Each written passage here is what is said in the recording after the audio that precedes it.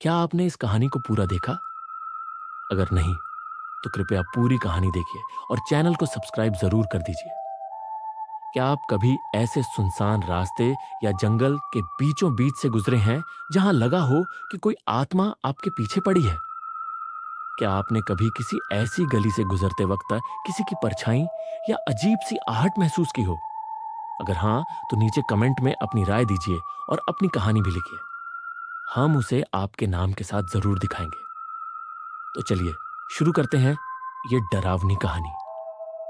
ये उन दिनों की बात है जब मैं ऑटो चलाया करता था। हमेशा की तरह उस दिन भी मैं शाम के वक्त ही घर लौट रहा था। मैं कभी रात को काम नहीं करता क्योंकि मेरे 2 छोटे बच्चे हैं जिन्हें सुबह स्कूल छोड़ना होता है। उस दिन भी शाम को मैं घर लौट रहा था, लेकिन हाईवे पर जबरदस्त ट्रैफिक था।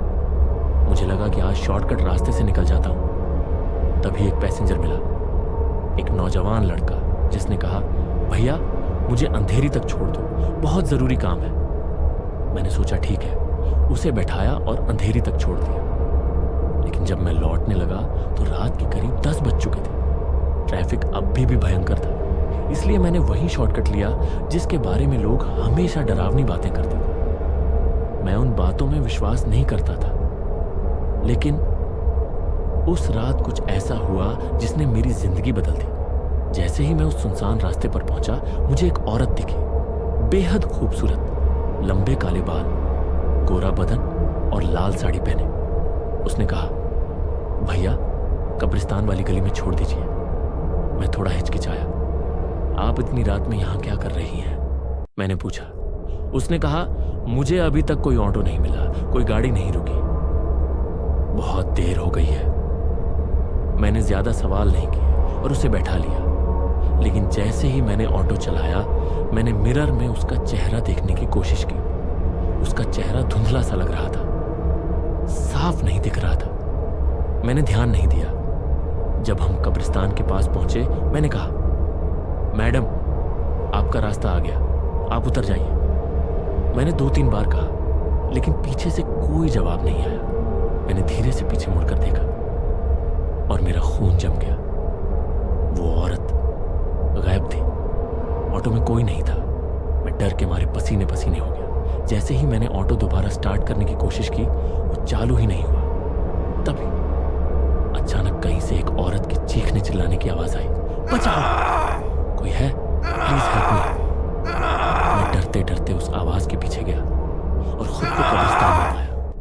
वहां एक टूटी हुई कब्र से आवाज आ रही थी, कब्र काली, टूटी हुई, अंदर अंधेरा, और आवाज लगातार आ रही थी। मैं बुरी तरह घबरा गया और कुछ भी पढ़ना शुरू कर दिया। याद आया, वो पढ़ने लगा। तभी एक आवाज आई, आखिर तुम आ ही गए। मैंने कांपते हुए पूछा, तुम कौन हो? मैं तुम्हें जानता भी नहीं।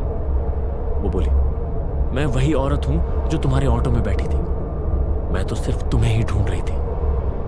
और अचानक उसका चेहरा बदल गया। जो औरत पहले बेहद खूबसूरत थी, अब एक डरावनी चुड़ैल बन चुकी थी। उसका चेहरा स्याह, आंखों से खून टपकता, शरीर से सड़ी लाश जैसी बदबू।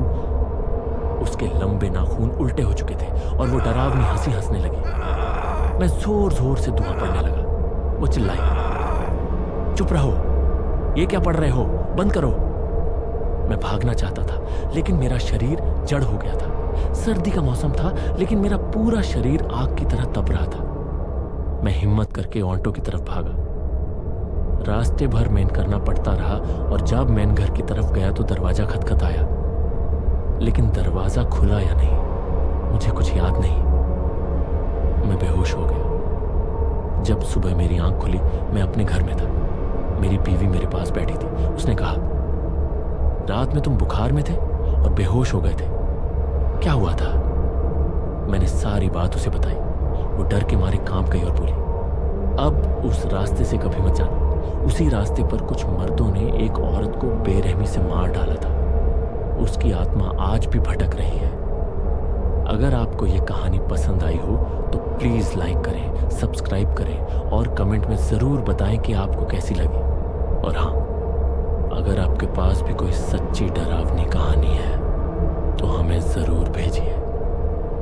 अगली कहानी आपकी हो सकती है।